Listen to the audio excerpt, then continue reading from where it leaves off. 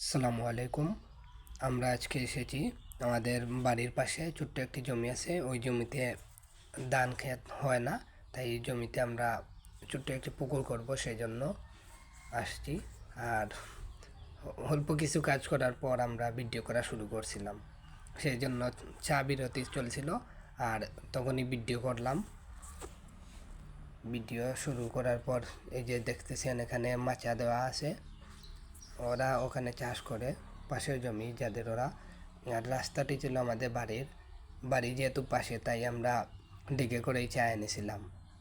আর কাজ করতে করতে হালকা বিশ্রামও নিয়ে নিলাম, যেহেতু নিজের কাজ অত প্রেশার নিলে চলবে না, আস্তে ধীরে করলেই হয়। আর এখানে আমার গরু ঘাস খাচ্ছে। আর এই যে দেখতে পাচ্ছেন জমিতে আমরা কাজ করছি, অর্থাৎ ছোট্ট একটি পুকুর দিচ্ছি, যাতে কিছুদিন পর পর আমরা এটা সেচ দিতে পারি। আর যে দু চারটা মাছ হয় আর কি, ওইগুলো ধরলাম। ওই যে কি একটা ইচ্ছা মাছ ধরার, যদিও মাছ জানি না কতটুকু পাবো, করলাম আর কি। অবসর সময়টা যখন ভালো লাগবে তখন এটা সেচ দিলাম, আর কিছু মাছ পেলাম। আল্লাহ ভালো জানেন কতটুকু পাওয়া যায় কি না, চেষ্টা চালিয়ে গেলাম আর কি। আর এখানে বাঁধ দিয়ে দিচ্ছিলাম, পাশের যেহেতু আর একটি পুকুর আছে, তাই ওখানে ভালোভাবে বাঁধ দিয়ে দিলাম, যেন পুকুর দুটি এক না হয়। মাঝখানে আইল আছে, আমরা আমাদের এলাকায় ওটাকে আইল বলি, জানি না আপনাদের বাসা কী বলে। যদি আপনাদের বাসায় অন্য কিছু বলে তাহলে অবশ্যই জানিয়ে যাবেন কমেন্ট বক্সে। আর এখানে আমি আর আমার এক চাচাতো ভাই, আমরা দুজন মিলে পুকুরটি করছিলাম।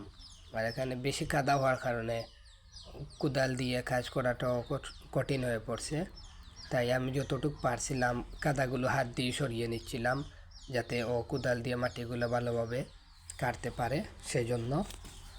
তো এরকমই আমাদের চলছে কাজ। এখানে আমি যখন ছুটেছিলাম তখন ছোট্ট একটি পুকুর দিয়েছিলাম, ওইটাতে অনেক মাছ পেতাম। অর্থাৎ আমরা এটাকে বলি এই খাড়া বলি, ছোটো ছোটো খাড়া এরকম। তো ওখানে মাছ ঢুকতো, সেই থেকে মাছের প্রতি একটা আলাদা আকর্ষণ অনুভব করি। আর ওই জন্য এখানে আগে যে আমরা চা খেয়েছিলাম, ওইটা ক্যামেরাম্যান দেখিয়ে দিচ্ছিলেন এখানে কী কী আসছিল। ব্রেড, তারপর চা, পানি আর গাছের ডাব ছিল।